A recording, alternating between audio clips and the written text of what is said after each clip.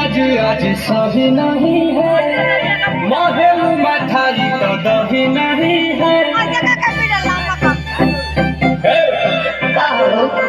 लगे मिजाज आज सही नहीं है, महल मठाई तो दही नहीं है।